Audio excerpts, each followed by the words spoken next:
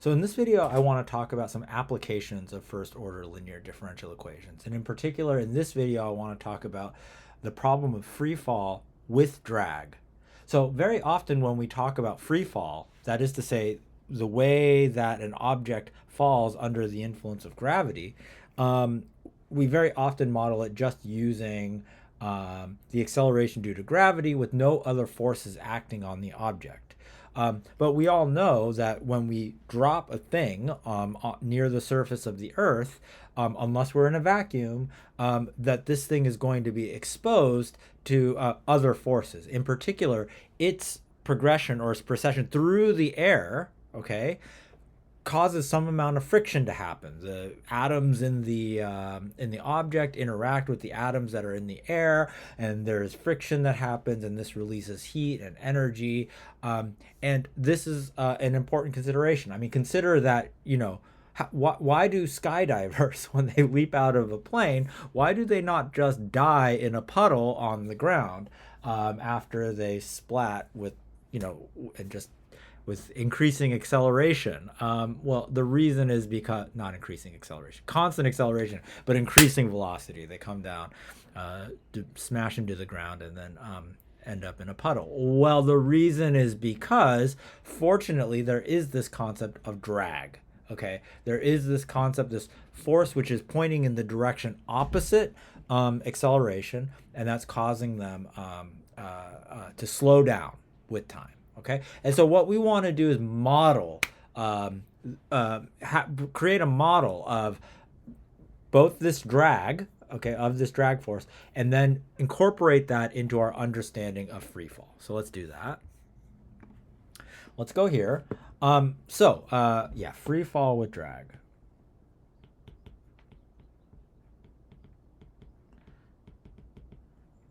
With a drag. Okay, cool. So when we have an object falling under the influence of gravity, and let's say this object has mass m, okay, then we know we want, in order to understand its acceleration, we should understand all of the forces which are acting on it. We're using here Newton's second law, F equals ma. Okay, but what is F in this case? Well, we're going to allow ourselves to consider two forces. We're going to have a force which is pointing downward. Imagine this is downward here. This is the force due to gravity. Maybe I'll call it F sub grav. And what you learn is that the acceleration the force due to gravity is kind of more or less constant near the surface of the Earth. And so we can associate a acceleration to that, which we call g. And so F grav is going to be just m times g. All right, where g is this quantity, it's like 9.81 meters per second squared. It's just a constant, though, I think is the point that I really want to make. Okay, so that's pointing downward. Now, opposing this force is going to be, and we want to consider it, we want to consider another force which is pointing in the opposite direction, which we'll call F sub drag. Okay. Then the net force acting on this object, at least for these forces that we are considering for this particular model of free fall with drag, there's two of them. There's the gravity force and there's the drag force. Okay, and they point in opposite directions, crucially. Yeah. Then F net, the net force acting on this object, is going to be equal to the sum of these two forces.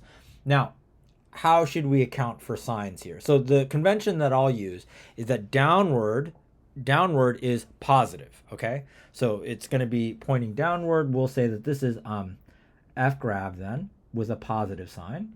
And then we'll subtract F drag. Okay? So this is the net force acting on this object here as it falls through the air, all right? On the other hand, of course, by Newton's second law, this is equal to m times its acceleration, the acceleration of the object. Great. Okay, let's keep going here. Now, the assumption that we're going to make, and I want to be clear about this, we're going to assume that a relatively simple model for the drag force. We're going to assume that the drag force is proportional to the velocity of the object. This kind of makes sense. If you have an object which isn't moving at all, then there shouldn't be any drag force acting on it. Whereas if it's moving quite quickly through the air, you would expect a greater drag force, more to be lost due to friction. Yeah. So the assumption that we're going to make is that F drag is proportional. Maybe we'll call it C times the velocity. It's proportional to velocity.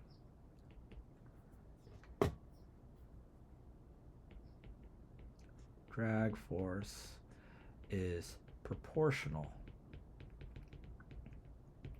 to velocity.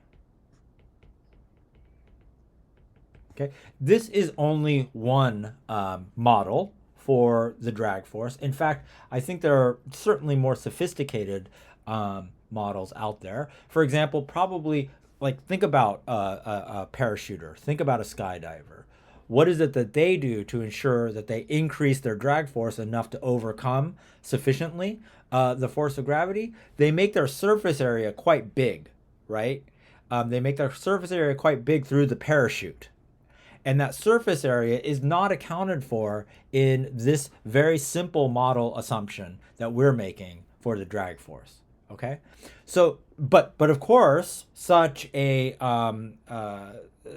model could be baked in somewhere in this equation, right? For the drag force. I mean, I guess you could think of maybe the surface area is contained in this constant here, but like, I don't know, maybe for you'd want to understand how that surface area might change because you're not always wearing a parachute, right? There's sort of a moment when that parachute is deployed, and maybe you'd want to understand the change in the drag force. And there are other models, by the way, that I know exist out there. For example, I've seen drag force modeled in particular in terms of being some constant times velocity squared. So I've seen that before too. But the assumption that we're going to make here is going to make it so that this ends up being a first order linear differential equation, which is what we want. And so, yeah. All right. So now putting this together, what we get is we're going to get that F net, which is MA, is equal to F grav, which we've already said is mg, minus F drag, which is C times V. Okay? Now, it's important here because we've got a lot of letters here, and I know sometimes letters make people uncomfortable, but it's important to understand what are constants here and what are things which depend on time. So m, the mass, we're going to assume is constant. Okay, we're going to assume that this thing isn't like losing mass as it falls or gaining mass as it falls. Acceleration, this is something which is changing with time. Okay, so this does depend on time. Again, mass, independent. The acceleration due to gravity, which is what we're calling g, that's going to be independent of time. It's a constant. And this c here we'll also assume is constant. That we'll assume that c doesn't change with time. Okay, this is maybe some quality of the air or maybe of the shape of the object. Who knows what goes into the c. All right. Oh, and of course, v is another thing which is changing with time. And in fact, we know that there is a relationship between a and v. We know that a is the derivative of v. So we can rewrite this equation as m dv dt plus, and I'm going to move the cv over because you'll see why, is equal to mg. Okay. And now the thing that I want you to observe after this rewrite is this is very close to a first order linear differential equation like we would have learned about in the previous set of lectures, in the previous set of videos. We just need to do one move. The only move that we need to do is to get rid of this m. So let's divide through by that m, shall we? And what we get is dv dt plus c over m times v is equal to g. Okay, assume m is non-zero. And we get this equation here. And this is what I want to say. This is a first order linear differential equation in standard form, in the form that I described, or in the form that I described in previous video. So just as a reminder, this is saying that this looks like y prime plus p of x y equals q of x. Now, of course, here, what's playing the role of y is v. You can see there's v prime and there's v. Okay. So what's playing the role of y is v, and what's playing the role of x is t. Time is the independent variable here. We can also, by the way, identify what the sort of analogs of p and q are. That's going to be c over m and g, just constants. Okay, so this is the setup that we've got so far. We know how to solve this. We can find what's called the integrating factor. The integrating factor, don't forget, is, in this case, the independent variable is t, so I'll write r of t. And this is the exponential of an antiderivative of p of t, dt. And applying that here, we're talking about the exponential of an antiderivative of c over m dt. Is that clear? Oh, you can't answer. Sorry. Now, what is an antiderivative of c over m? And remember, you can pick any antiderivative, but probably the simplest one is c over m times t.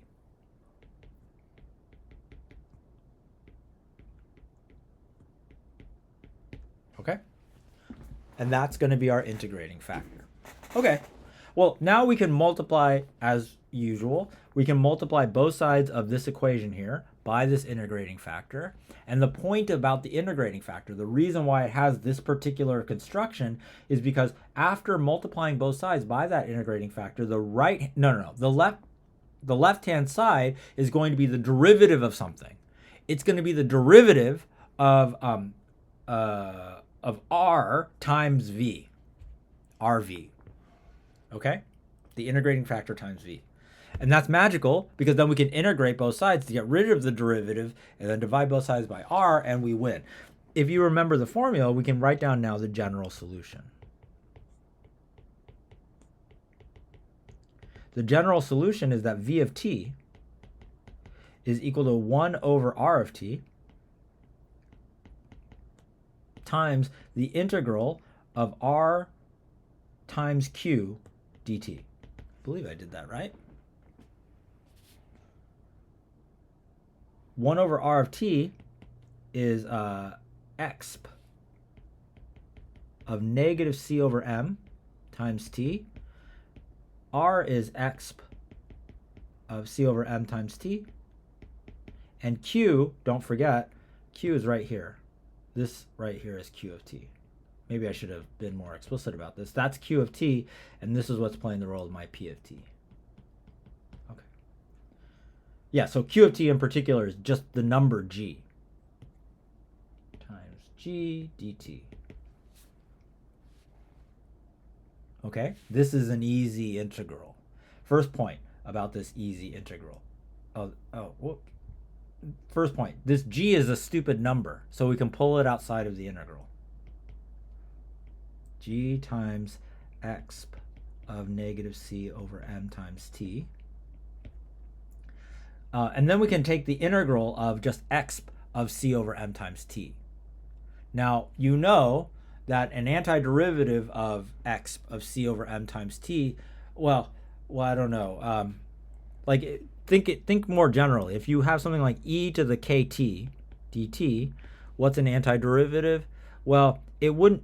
You have to be careful. It's not just e to the kt plus c, right? Because when you take the derivative of something like e to the kt plus c, you get a k which pops out from the chain rule, right? So you need to somehow compensate for that. How? You put a 1 over k here. This is correct now, as written. It wasn't correct before. This is now correct. So what does that mean about the problem that we have at hand? An antiderivative for exp of c over m times t is m over c times exp of c over m times t plus, oh, and I shouldn't use c, like I shouldn't use a c as I did over here because we already used c as the constant of proportionality in our drag force. So I'll use a different letter. I guess the letter after c is the letter D.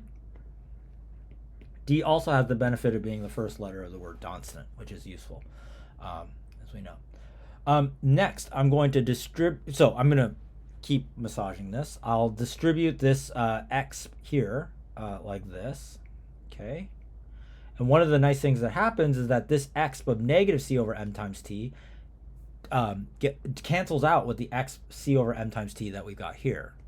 So what we end up with in the end is, and maybe I'll write this in a different color, we get in the end, so if I take the g in, I get gm over c, yes, plus, now g times d is again just a constant, so we don't need to worry about that, but the exp really does do something interesting, so I'll write that as d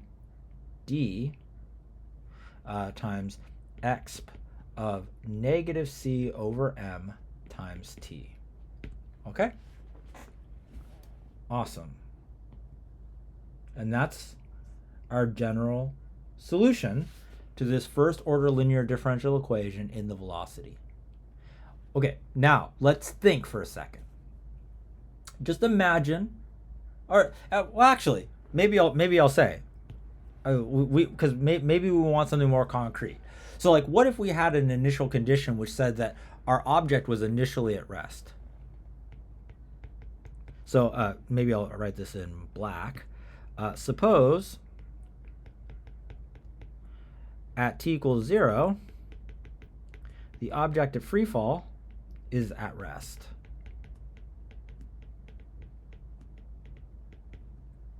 Is at rest. So that means that v of 0 at t equals 0, time t equals 0, v is equal to 0. Okay. Well, then this is going to allow us to figure out what d is. All right. Why? Because we can replace t here by 0 in this equation and figure out what d is. Then 0 is equal to v. Maybe I'll do this in blue. So 0 is equal to v of 0. Right? Yeah. And v of 0 is equal to, if we go through here, gm over c plus d. Okay? So then we can figure out what d is. D is, the constant is negative gm over c.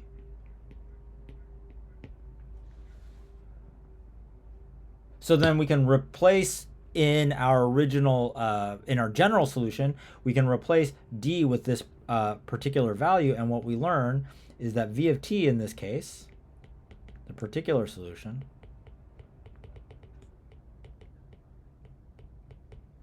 is getting right around 20 minutes. Okay, that's fine. V of t is going to be gm over c minus gm over c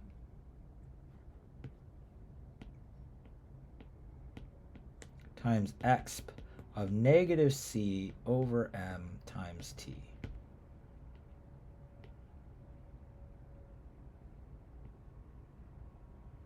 So in this particular case where we have an initial condition specified, like this one, we're able to deduce the particular velocity profile of this object under free fall. Okay, now, what are some features which come out from this calculation? Well, here's one, which is a critical one, which is why the parachuter doesn't just end up in a puddle on the ground of blood and bone.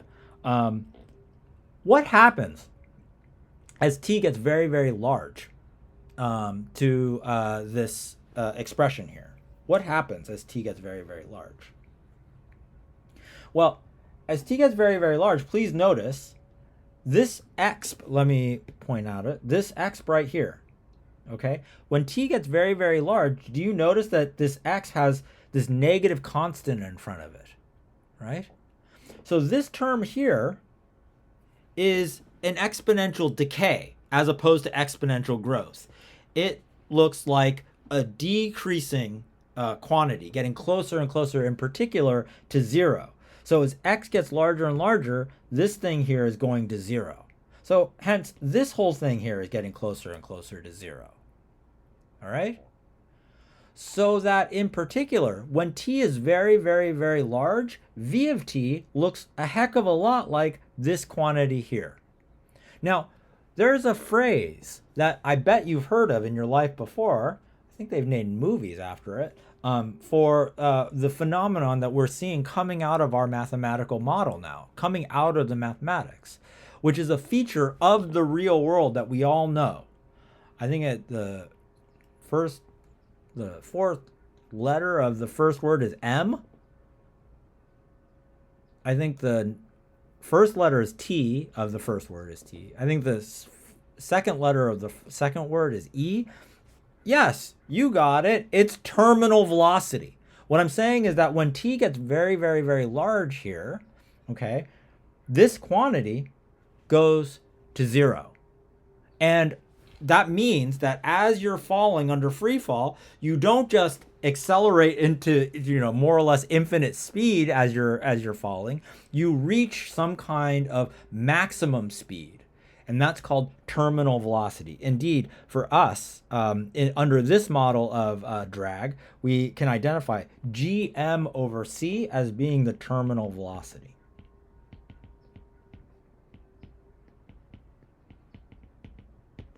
Of the object, yeah? And I guess I could try to do a dimensional analysis of that to verify this. But the only thing that I want to say is that isn't this cool? That as soon as you install into your mathematical model of drag, because so often when you study free fall, you do so under the assumption that drag doesn't exist because it's annoying and it's hard and it makes the equation slightly more difficult to solve, right? Like when you learned it in physics, I bet you assumed you are using this phrase all the time, assume no friction.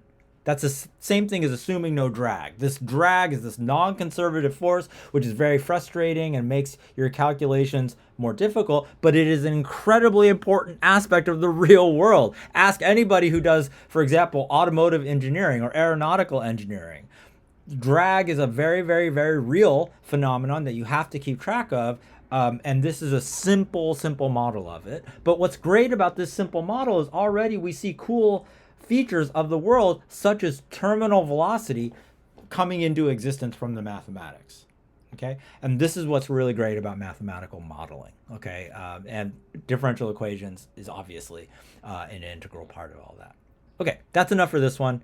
See you in the next one where we will talk about first order linear differential equations in the context of mixing problems. Let's go.